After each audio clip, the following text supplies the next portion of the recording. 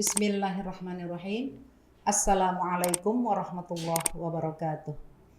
Alhamdulillah, alhamdulillah arsala rasulahu bil huda wa dinil haqq yuzhirahu 'alad dini kullih wa kafa billahi syahida wa kafa billahi wakila wa kafa billahi nasira. Asyhadu an la ilaha illallah wahdahu la syarikalah wa asyhadu anna Muhammadan 'abduhu wa rasuluh allazi la nabiyya ba'd. Mari kita perbanyak rasa syukur kita kepada Allah Subhanahu wa taala, dan tiada kalimat yang lebih indah daripada kalimat alhamdulillahirabbil alamin. Senantiasa kita ucapkan kepada Allah Subhanahu wa taala karena begitu banyak nikmat dan hidayah yang kita terima, sehingga pada hari ini kita masih leluasa menikmati udara yang diberikan oleh Allah Subhanahu wa taala. Selanjutnya mari kita sampaikan salawat dan salam kepada Rasulullah Muhammad sallallahu alaihi wasallam, begitu juga kepada para keluarga dan para pengikutnya. Dan kita sangat mengharapkan mudah-mudahan kita orang yang mendapatkan syafaat yaumil akhirah kelak. Amin, amin ya rabbal alamin. Masyarul kaum muslimin rahimakumullah. Pada kesempatan ini saya rasanya ingin memberikan sedikit pencerahan kepada kita kesemuanya bahwasanya Rasulullah Shallallahu Alaihi Wasallam adalah orang yang paling berjasa, orang yang paling pertama mengangkat derajat wanita. Pada zaman sebelum lahirnya Nabi Muhammad Shallallahu Alaihi Wasallam atau pada masa sebelum Rasulullah Muhammad Shallallahu Alaihi Wasallam membawa risalah, pada saat itu, zaman ketika itu adalah zaman yang sangat luar biasa hinanya, atau zaman perbudakan, di mana pada saat itu para wanita tidak berharga, para wanita sangat dihinakan, sehingga pada saat itu terjadilah wanita-wanita itu diwariskan. Masyarul muslimin rahimakumullah.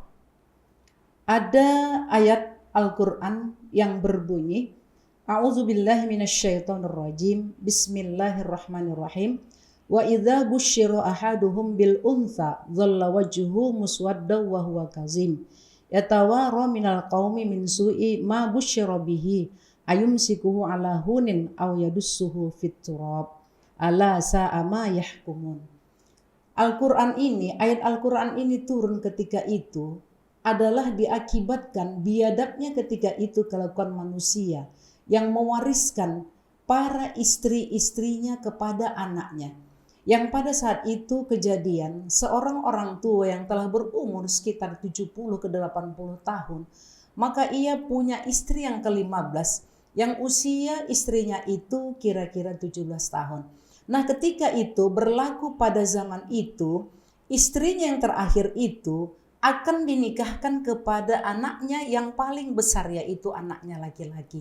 Begitulah yang terjadi ketika itu, maka turunlah ayat Al-Quran yang saya bacakan tadi, yaitu surah An-Nahl ayat 58 sampai 59. Kaum muslimin rahimakumullah, rasanya bisa kita bayangkan betapa hinanya ketika itu kaum wanita. Maka wajarlah kalau seorang astronot, yaitu astronot di bidang fisika, mengatakan pada tahun 1937 yang itu yang bernama Michael Hahatz, dia katakan apa? Rasulullah adalah a ranking of the most influenced person in history. Itu di dalam bukunya yang disebut dengan bukunya berjudul The 100, yaitu The 100 kalau kita dalam bahasa Indonesia. Dia katakan di situ apa? Rasulullah itu adalah orang yang menempati urutan pertama untuk mengangkat derajat wanita. Maka untuk itu wajar, wahai kita para wanita, sangat wajar kita. Ayo kita benar-benar benahi diri kita.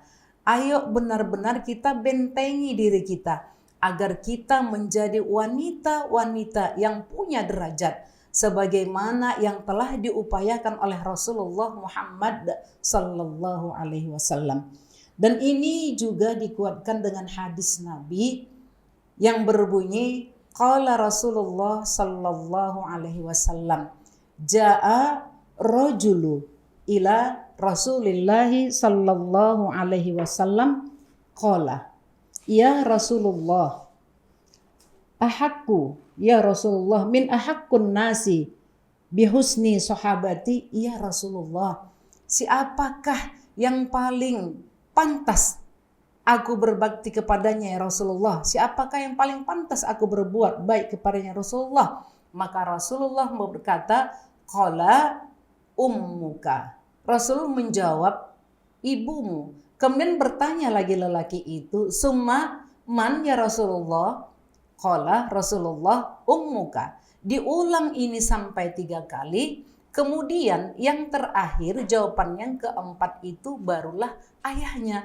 Maka dari hadis ini bisa kita ambil suatu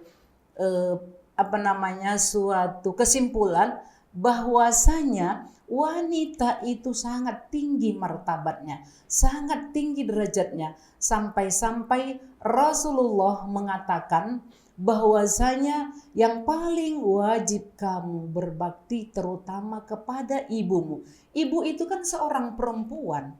Maka betapa besarnya derajatnya seorang perempuan ini. Untuk itu sangat wajarlah maka kalau dikatakan bahwa Rasulullah Muhammad sallallahu alaihi wasallam adalah orang yang mampu atau orang yang pertama sekali mengangkat derajat daripada para kaum wanita. Apalagi kalau kita lihat dari zaman-zaman dahulu itu, ini sampai dikatakan sampai kita lihat ada sejarah ketika itu mengatakan bahwasanya apabila lahir seorang perempuan maka seorang ayah itu pasti akan malu, dia akan bersembunyi, dia akan marah, bahkan anak itu akan dibunuh dan akan dibuang. Demikianlah Rasulullah begitu luar biasanya untuk mengangkat derajat daripada para wanita itu. Untuk itu kepada kita kesemuanya terutama para wanita, ayo kita banyak-banyak bersyukur kepada Allah Subhanahu wa taala, kemudian kita berselawat kepada Nabi, kita benahi diri kita. Jadilah kita menjadi wanita-wanita soleh yang bisa kita untuk memberikan contoh kepada yang lainnya. Demikian yang dapat kami sampaikan. Mohon maaf atas segala kekurangan dan kehilapan. Kalaupun itu ada yang benar yang saya sampaikan itu datangnya dari Allah.